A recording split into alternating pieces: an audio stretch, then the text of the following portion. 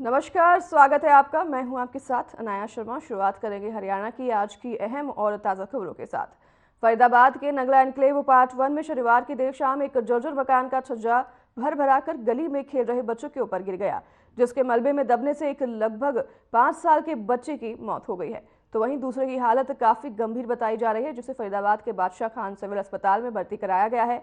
वहीं पड़ोसी ने जानकारी देते हुए बताया कि दोनों बच्चे ट्यूशन पढ़ने के बाद घर से बाहर खेलने के लिए निकले थे। वहीं कुछ ही देर बाद जोर का धमाका हुआ और एक पल को यूं लगा कि भूकंप आ गया है, लेकिन जब गली के बाहर निकलकर देखा गया तो मकान का छज्जा नीचे खेल रहे बच्चों के ऊपर गिरा हुआ था, जहां पर अन्य बच्चे खेल रहे थे। वहीं बच्चों ने बताया कि मलबे के नीचे 2 बच्चे दबे हैं और पड़ोसियों ने एक दूसरे की मदद से मलबे से दोनों बच्चों को बाहर निकाला। तो वहीं आनन फानन में उन्हें बादशाह खान सिविल अस्पताल में इलाज के लिए भर्ती कराया गया, लेकिन डॉक्टर ने फैजान को मृत घोषित कर दिया।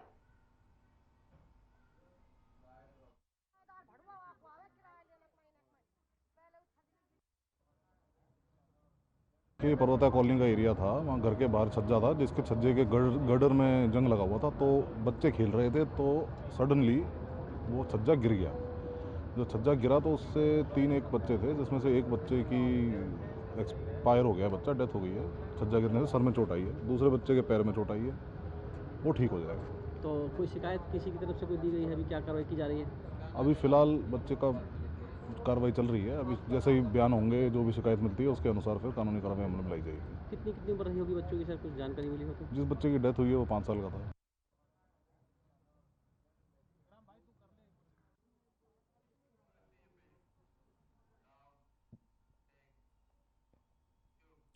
कालावाली में चोरी की वारदातें रुकने का नाम नहीं ले रही है। देर रात कालावाली के वार्ड नंबर 4 में पीर खन्ना के पास संतोष रानी के घर चोरों ने चोरी की घटना को अंजाम दिया। उन्होंने बताया कि चोर घर में घुसे और गैस सिलेंडर, 8 से 10 तोला चांदी, 10,000 की नगद और अन्य सामान चुरा कर ले गए।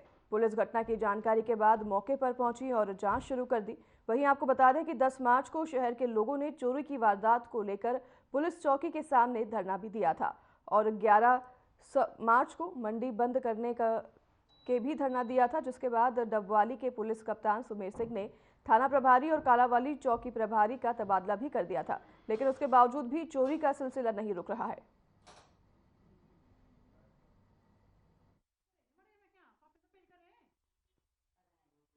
तो आपके कल रात कितनी चोरी होगी जी? क्या चोरी कितनी को होगी आपके? चोरी तो वापस बंद हो गई मेरी। क्या कुछ ले गए जी? एक सिलेंडर है हाँ जी। ते बाबे के पैसे जी, कितने पैसे होंगे जी? 10-12 हजार, एक चांदी 7 तोले। तो आपको कब पता चला जी हमारे चोरी हो चुकी है? जी किन्नी किन्नी आपको कब पता चला कि चोरी हो गई है जी? जी मैं 8 बजे आ जाती सी, मेरी कुड़ी दे घरे मेरा मुंडा मारा करके तड़के मैं 8 बजे आ जानी है। तो मैं कल्ली सी की ता भाग गई, लोगों ने भेत पा लिया जी, एक जिंदा ला के भाग जाती है। नाम क्या है जी?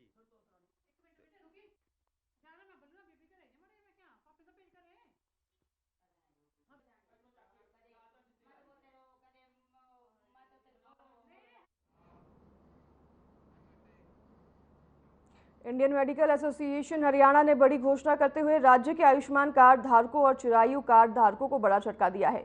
हरियाणा आईएमए ने एक पत्र जारी कर ऐलान किया है कि अब से हरियाणा में आयुष्मान अनुबंधित अस्पताल आयुष्मान और चिरायु कार्ड के लिए काम नहीं करेंगे। वहीं ऑर्थोपेडिक सर्जन सुरेश अरोड़ा ने कहा कि हरियाणा के अस्पतालों का 200 करोड़ से ज्यादा का बकाया नहीं दिया गया है, जिसके चलते वह अब आयुष्मान कार्ड और चिरायु योजना के तहत इलाज करने में असमर्थ है।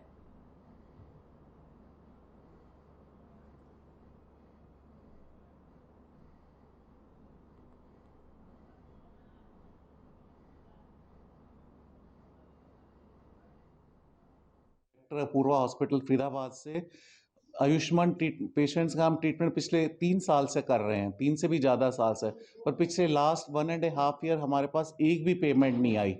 और रादर वो जो डिडक्शन कर रहे हैं, डिडक्शन किसी का तो 80% डिडक्शन कर रहे हैं, किसी का 90% डिडक्शन कर रहे हैं और पेमेंट एक भी नहीं आ रही।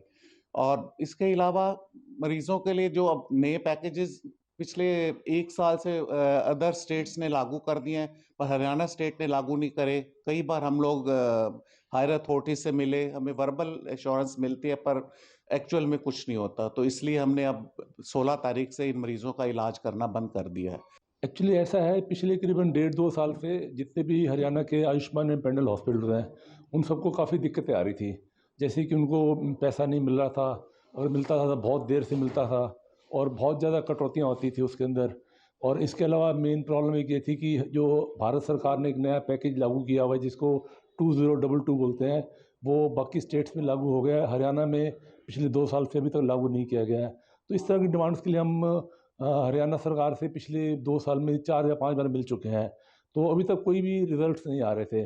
और हम लोगों ने कई बार सरकार को कहा कि हमारा ये काम कीजिए, हम बहुत परेशानी में हैं।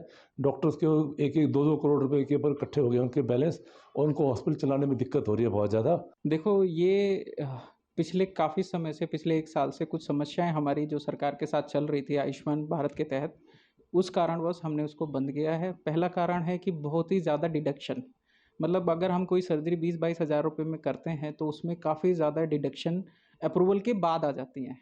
एक तो बहुत बड़ी प्रॉब्लम है।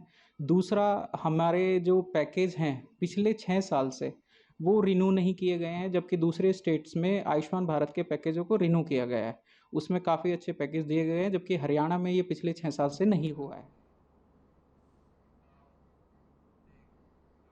नारायणगढ़ के वार्ड 10 में स्कूल के घर लौट रही महिला से 2 बाइक सवारों ने स्नैचिंग की और बाइक सवार युवकों ने महिला का पर्स लेकर फरार हो गए। सूचना मिलने पर पुलिस मौके पर पहुंची और मामला दर्ज कर जांच में जुट गई है। पुलिस ने मामले को गंभीरता से लेते हुए सीसीटीवी की मदद से आरोपियों को पहचाना और उन्हें गिरफ्तार भी कर लिया है।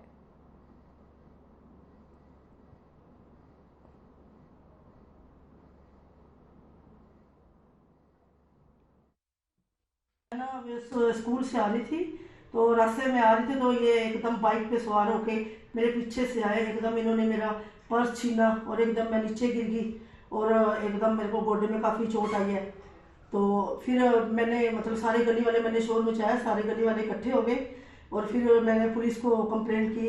SHO सब ये सब एकदम पुलिस वाले मतलब पूरी इन्होंने एकदम कार्रवाई की है और ये फिर इन्होंने ये उसमें कैमरे में इनकी मतलब वो आ गई है इनकी पूरी हमारी पुलिस वालों ने हमारी पूरी हेल्प की, पूरी हमारी सहायता की गई है। साथ के साथ स्टाफ साथ के साथ हमने गाड़ी में बैठा के आया, कैमरे चेक किए हैं और उसके बाद दोबारा फिर कैमरे चेक किए हैं। उसके बाद रात को हमारा साथ दिया, रात को 9 बजे वो गिरफ्तार भी किए गए हैं। कल बाद दोपहर करीब 3 बजे के करीब थाने में सूचना प्राप्त हुई थी जैसे वार्ड नंबर 10 में एक रितु नाम की लेडीज है, उनके साथ स्नैचिंग होगी। तो पुलिस तुरंत मौके पे पहुंच के वहाँ के सीसीटीवी फुटेज वगैरह चेक करके और कंप्लेंट लेके और लेडीज को पहले हॉस्पिटल में उसका जो भी थोड़ी बहुत चोटें लगी थी उनका ट्रीटमेंट करवा के और दोनों अक्यूज्ड को अरेस्ट कर लिया शाम को। तो आरोपी कौन कौन है जी? आरोपी एक तो लड़का है, ये बड़ा गाँव का लड़का है आशू, पहले भी इसके ऊपर चोरी करता था। एक लड़का है किशन जो फजलासा चौक पे रहता है, उसकी कोई फूलों की दुकान है, उस पर भी पहले मुकदमा दर्ज है। ठीक है जी। तो अभी क्या इनको रिमांड पे लेंगे या क्या है? नहीं, अभी फिलहाल इनको आज पुलिस 2 दिन का रिमांड लेके इनसे और भी चोरी वगैरह की हमारे एरिया में जो भी बात होती है उनके ऊपर कार्रवाई करेंगे।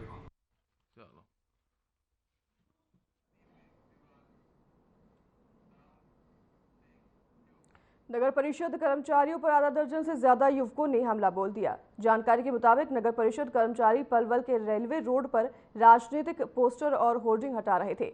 इसी दौरान युवकों ने कर्मचारियों पर हमला बोल दिया। आरोप है कि मारपीट के बाद सफाई कर्मचारियों को जान से मारने की धमकी भी दी गई। फिलहाल नगर परिषद कर्मचारियों ने शिकायत बस अड्डा पुलिस चौकी में दे दी है।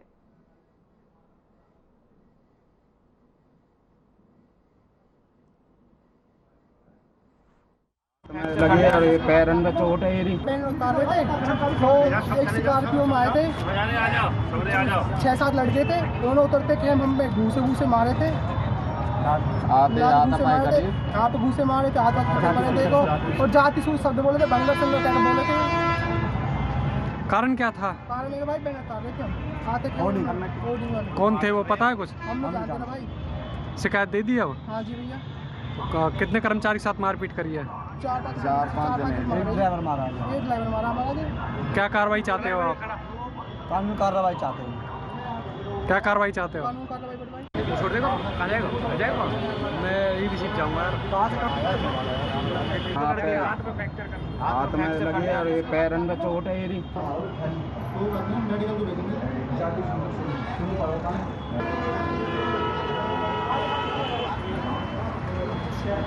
छोड़ देगा? कहाँ जाएगा? कहाँ जाएगा? मैं यही रिसीव जाऊँगा।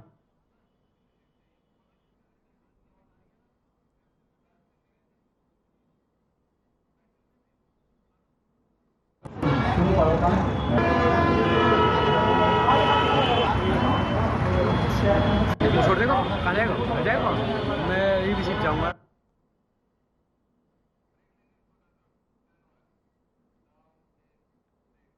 चलिए रुकेंगे छोटे से ब्रेक के लिए, जल्द हाजिर होंगे आपके पास इस ब्रेक के बाद।